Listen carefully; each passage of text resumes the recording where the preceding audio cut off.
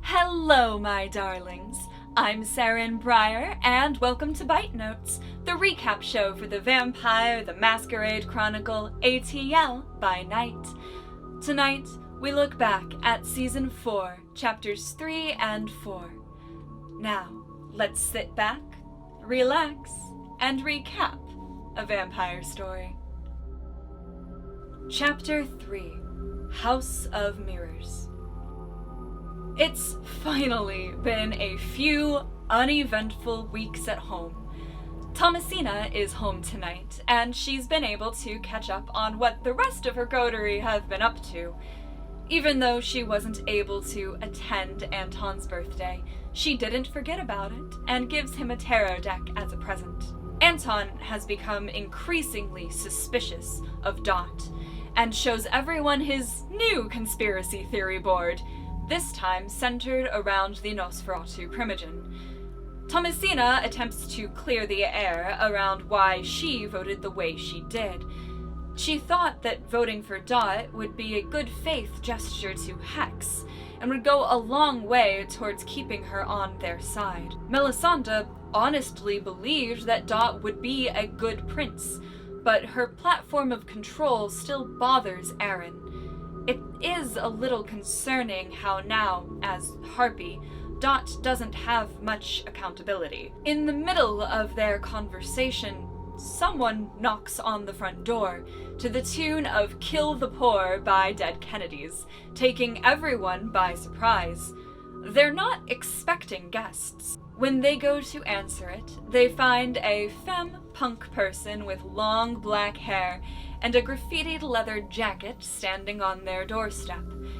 They refer to themselves as we, although there only appears to be one of them present, and they ask for the shepherds by name.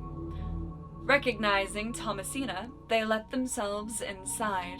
This is the Council, the auditor of the global Camarilla, here to audit Atlanta. Please come. Sit. The rest of you will hear Anton mutter something along the lines of should have warded, blah, blah, blah, as he walks over and please, forgive me. The Camarilla of the city has placed us here without other knowledge, so... I don't believe that they said the city. That is why I'm curious as to who you represent, or who you are. We are the council. The council... We are the council of the Camarilla. We are the auditors. We are here to audit your city's Camarilla. The Camarilla. Yes. Not the Atlanta Camarilla, I see. Yes, you are next on my schedule. We? We are the council. Thomasina has been audited once before, when she was in Cairo. The council is a line of Malkavians that sire and subsequently train their childer. When the training is complete, childer diablerizes sire. It takes Anton a really long time to understand this. What is this? It's exactly what they said. It's an audit. You keep saying they. Why do you keep saying they? Why does she keep saying they? Because there are more than one. This is not a royal we.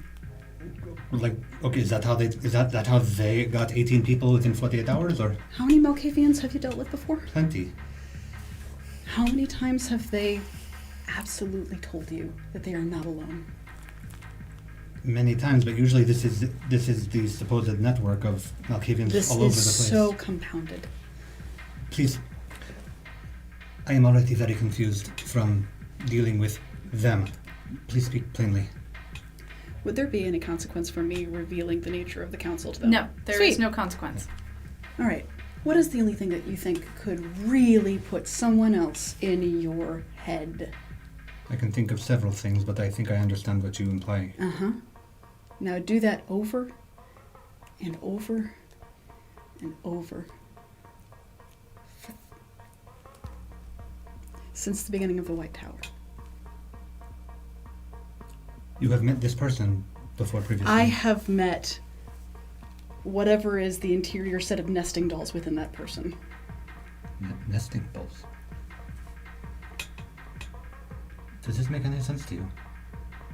No, but if they are here to judge us on the Camarilla, we are... Go ahead and bet that they are vaults of information. This is a person that has Eaten a person who has eaten a person diablerized. who has eaten a person. It has diablerized a.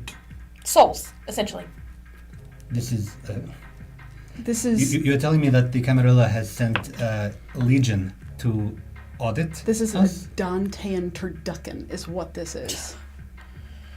The council audits the shepherds who are present privately, one at a time, in alphabetical order.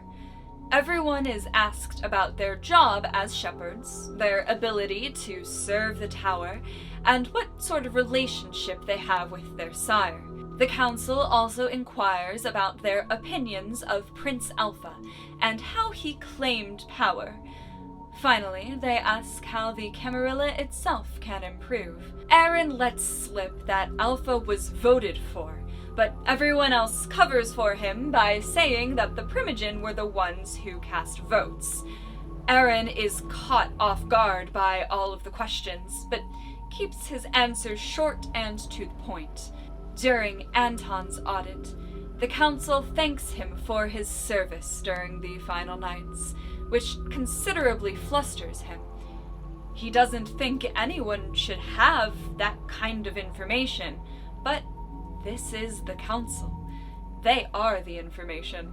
They end up filing a form for a more thorough investigation into the city's Sabbat activity. For Melisande, the council includes questions about her job as Keeper of Elysium, and files a form requesting for her to be granted access to Dot Matrix's databases. When it is Thomasina's turn, the council's eyes and voice changes to make her more comfortable for the member of the council who conducted her previous audit will do this one as well. Thomasina is less verbose than in her first audit. She suggests that the position of the shepherds should be considered in any city hit hard by the final nights, and has no doubts about her ability to do her job as Harpy. To make sure she and Dot are on an even playing field, the council files a form requesting access to the Nosferatu's information network. Thomasina does not expect that she will be staying in Atlanta permanently. After the audits, the council conducts a home inspection to make sure everything is up to code. They give the shepherds 5 minutes to hide any personal items, and they get most of the contraband and unconventional items put away. When Eren checks Sirrus's room to hide anything he might have lying around, he finds it completely plain.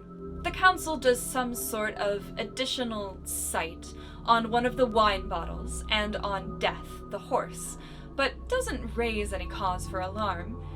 They also make a note that Anton keeps a personal flamethrower in the garage. Sirrus apparently has other accommodations elsewhere, which will be inspected separately. The shepherds have handled their audit very well, and the council speeds off on a souped-up motorcycle. After they leave, Eren gets a text from an unknown number, from someone who calls him their big brother and tells him he's been keeping too many secrets. Chapter 4: The Blood of the Canvas. Tonight, there's an art gala at the High Museum to showcase a traveling gallery of French and Spanish paintings. There's a rumor that the collection's curator, Dolores Canberg, is kindred, and Alpha has invited the shepherds and some other prominent members of their society to the gala. When they arrive, Melisande is drawn to one specific French painting. She recognizes it, not only the place, but one subject in particular, herself. It was a different time, and she had a different face, but it's definitely her, from around the French Revolution. Dot is also attending, using Mask of a Thousand Faces to look more normal and nondescript. She points out another painting to Thomasina, who goes to look at it. This one is of a lady getting dressed, and one of the women in the portrait is identifiably Thomasina. Aaron's apparent younger sibling continues teasing him with text messages, and he saves the contact as Thomasina and Melisande approach Dolores about possibly buying the paintings of themselves.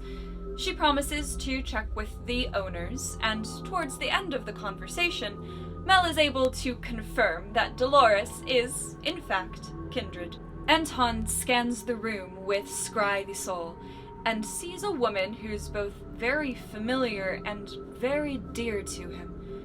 Tamika, one of his touchstones, was his girlfriend back in the 70s. She's elderly now, with a husband and a son. Unthinking, he walks towards her. Melisande tries to stop him, but he snaps at her. Anton, I promise you, whatever it is that you are looking at. Mel, you have a wonderful habit of walking up to me right when I'm in the middle of doing something and telling me that I shouldn't do it when you have no idea what's going on. You did it at Violet Sin. You did it when I was talking with other people, such as Jackson. You did it now. Why do you have this incredible ability to find me when I'm in the middle of doing something that I know what I'm doing and tell me that it's a terrible idea with zero idea of what it is? Because whatever it is that you're dealing with, so are me and Thomasina. Guaranteed not.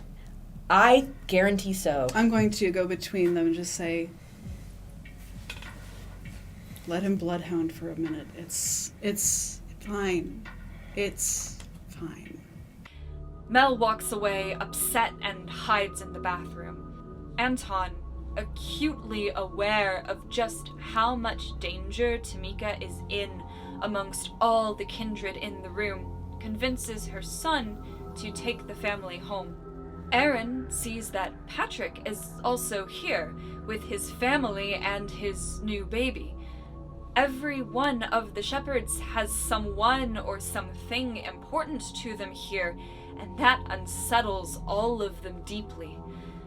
As they move to get out of here, Dolores finds Thomasina with the prices of the paintings and a folded card she was instructed to give to her. Once everyone's in the car, Thomasina opens the card. Addressed to the shepherds, it covertly invites them to the cyberpunk bar Little Trouble. Concerned this might be a La Sombra thing, Aaron finally reveals to his coterie that, earlier in the year, he fed from Alejandro. Alejandro's blood did stabilize his glitching, which is how he can actually use a phone now, even if it is an older flip phone. I really wish we had someone who had some eyes on security cameras and the like over there right now. Otherwise, my next move here is to call the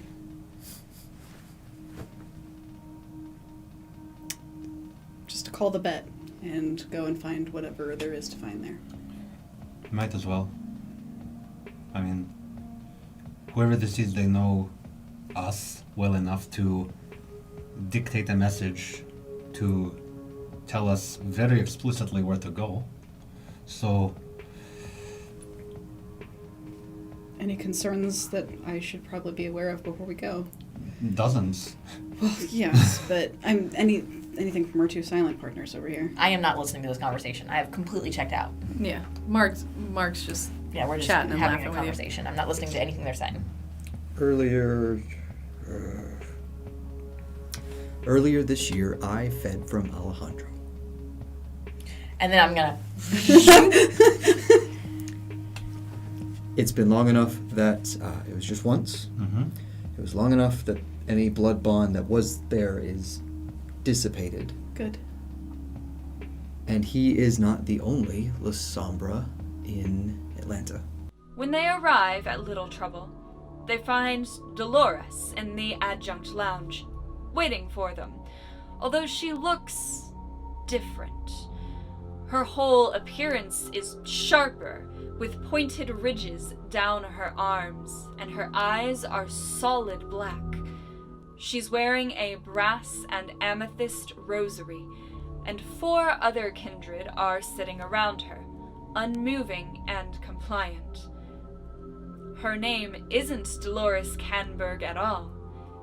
It's Bishop Lydia. Lydia lived in Atlanta in the 60s and 70s before she fell in love and moved to Greece.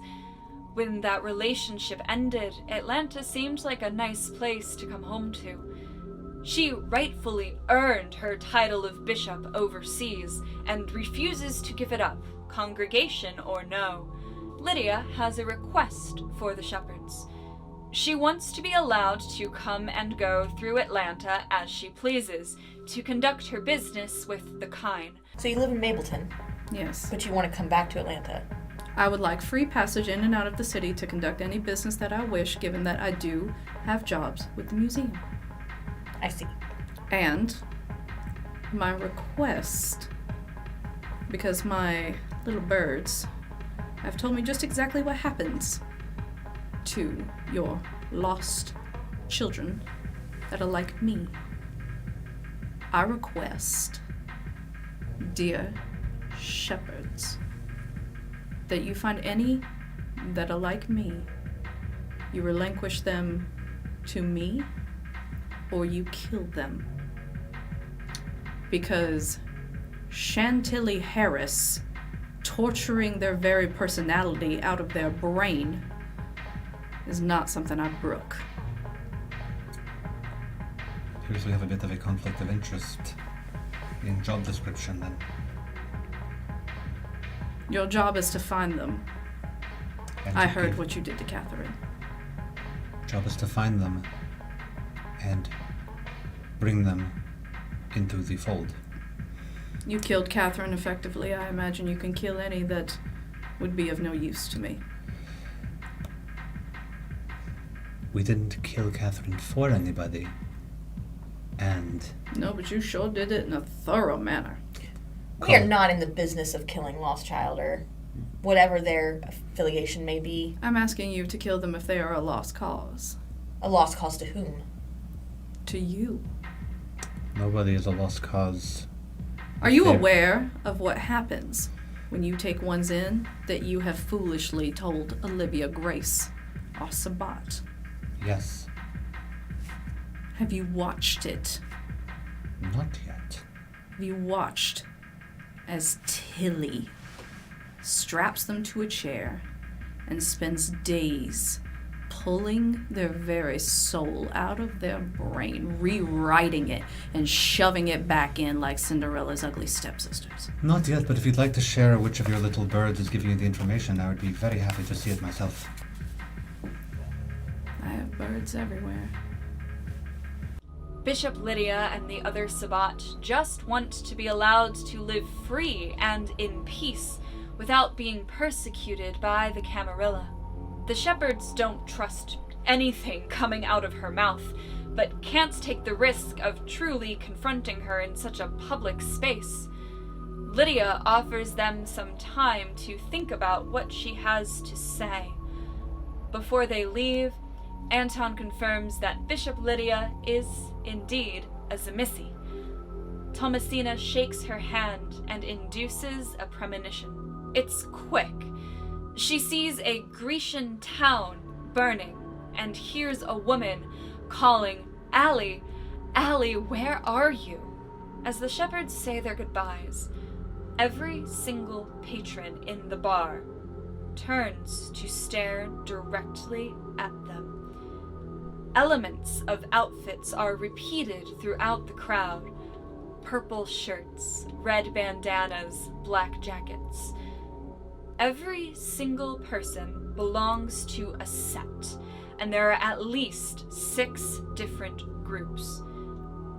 The shepherds are surrounded by Lydia's gangs of Sabbat.